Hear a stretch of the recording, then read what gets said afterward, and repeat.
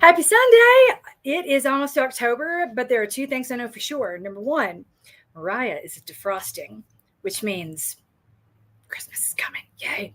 And two, despite doing this every Sunday night for 5 years, I think we'll be entering our 6th year pretty soon.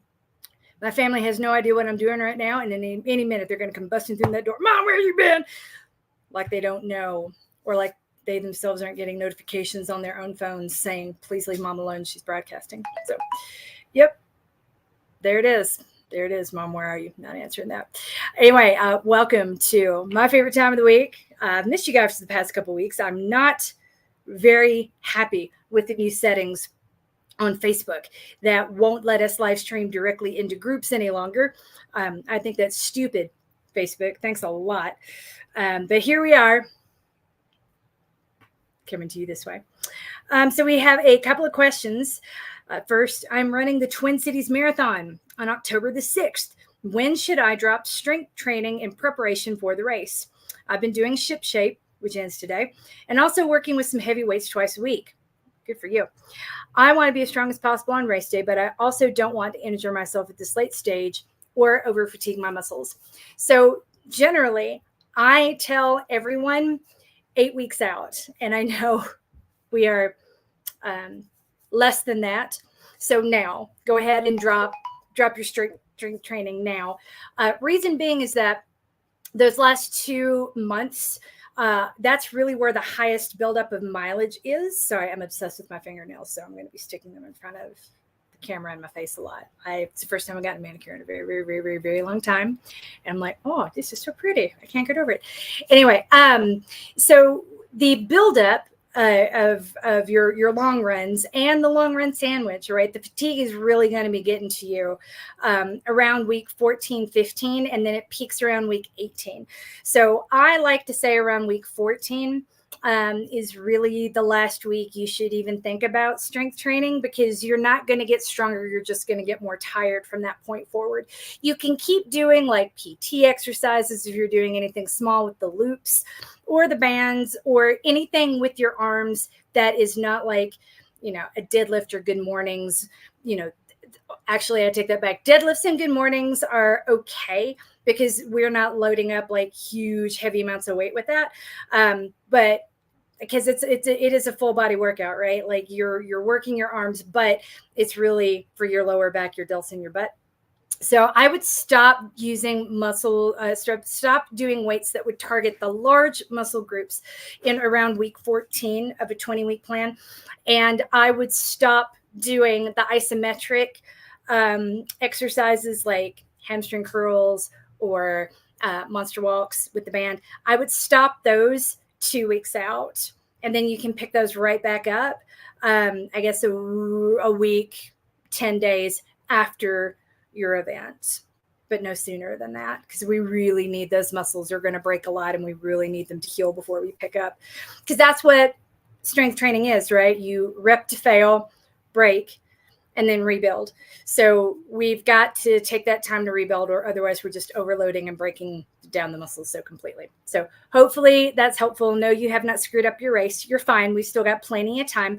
But if you're kind of tired this week and the next, pay attention to that. Listen to your body. Epsom salt baths, extra protein at lunch, better at lunch than or dinner. If you find yourself hungry before bed, talk to a nutritionist. If you're working with one, asking for, generally, I remember that I used to keep a pot of roast beef in the, sounds so disgusting, but when I was in the peak of a marathon cycle, I would keep a roast beef in the fridge, and I would get so hungry before bedtime. And the nutritionist that I had at the time was like, well, it's your body, your metabolism telling you something. And so I would just stand over the pot and eat roast beef. I wouldn't even necessarily heat it up. I would just be like, oh, I gotta go, because there's really only so much cold roast beef you can stomach before you're like, I'm not hungry anymore. That is good. I'm done. Whereas if you warm it up, it's so nice and it's perfect. You're gonna, I don't know. So now that I have completely disgusted you, that is what I used to do. And that's what I recommend, but that's only if you're hungry at night. But these are the things that happen when you are deep into a marathon training cycle, because marathons are hard. And even if you're very fit, they're still very hard on your body because it's a lot of running and a lot of work. Pay attention to that. Make sure you're getting enough sleep, that you are, in fact, recovering. Icing or foam rolling. The most important thing you can do is foam roll. So about mile 9, I start getting cramps in my left foot toes. Ooh. I understand it's a sign of dehydration. Could be. I really try to hydrate before, during, and after my long runs and races. I take salt stick tabs, stop at home or aid stations for electrolytes. Is there anything else I can do? Yeah, a couple things. So hydration is a process. It's not like, because when you drink and then it sloshes around in your stomach. So think of it as something that really starts about 3 days before your long run. So we're thinking about a hydration strategy, not the day before, but the Wednesday before, if your long run is on Saturday. And I know that sounds a little onerous and a little stressful, but if these cramps are actually caused by dehydration, which usually when they're from dehydration, they come in the form of a Charlie horse. They come around your ankles. They come in the arch of your foot. They don't really come in your toes, but I'll get to that in a minute. So if we think that it's coming from, let's just start where you're at, and that's you think it's coming from dehydration. So it's about thinking about making sure that whatever you eat has a lot of water in it. The example that I used to live on was canned green beans. And I really like them. Fresh green beans are fine, but they take forever to cook and they're never ready. And then they never taste as good. Whereas you can get them in a can. There's something really nice about that. I think Kentucky Derby was the brand, and Del Monte that I used to eat. But just because those have a high water content. So does celery. Also has a whole lot of refuge to it. But you want to be eating foods that have a lot of water in them. You want to be making sure that you get enough salt throughout the week. A lot of people are on really low sodium diets. And if your doctor's told you to do that, that's fine. But for the rest of us, you're going to be burning through all of your sodium and the potassium stores in your body and then some, especially if you're doing strength training or a lot of distance running. So for you, not saying you have to put it on everything you eat, but you want to be retaining some water. You want to be retaining some water specifically in your muscles.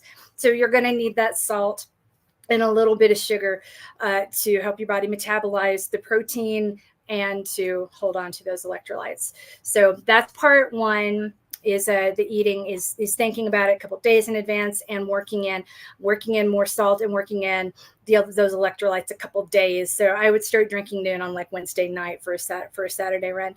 The other thing I want to talk about is that if it's what those cramps in your toes could be coming from other things. So I would want you to get you can buy this cheap little steel Graston Technique bars from Amazon and just use it to scrape the bottom of your foot through the arch all the way to the heel. Because again, all of those tendons in your toes are going to connect at that point right in front of your heel. Also want to make sure, so we want to make sure that when you scrape those to keep your toes limber and loose, we want to make sure that you scrape the front of your shin to keep those toes limber and loose, because usually cramping in your toe is going to be coming from some sort of mechanical issue. Like if you have a Morton's neuroma or a Morton's toe, or your second toe is longer than your big toe. There's nothing you can do about it. It's just knowing that, hey, the more time I spend with my toes crammed together in a shoe, the more flared up that area is going to be, because there are nerves kind of going through that area. And I'm thinking it's more of a nerve channel disruption issue than it is a hydration issue. So to that end, that's one of the reasons. So I have a Morton's neuroma and I have a Morton's toe. I don't have I think people call them a bunion, but like a Morton's toe is like when that second toe is longer and your toes fall asleep. So that's what I think of when I think of Morton's toes or Morton's neuroma, because anything that bothers the nerves is a neuroma. So with that, the way I kind of keep that in check is by wearing my 5-toed socks, the Injinjis that keep my toes separated, and making sure that my run shoes are half a size larger or have a generous toe box. I don't know where I am. I think I'm hiding. It's like texted me. Sorry. But having that a slightly more generous toe box with room for your toes to splay, that's going to go a long way in being really helpful too. And the final piece of it, and I know this is horrible, like she's going to make me scrape my shins and work my booty, but yeah, it's going to come down to how strong your butt is, because a lot of the things going on in your foot from a misfiring standpoint actually originates a lot further up the kinetic chain and could be coming from your lower back or your glutes. So I'm not saying it's good to go see a physical therapist if you have a really good insurance plan and a decent physical therapist somewhere near you.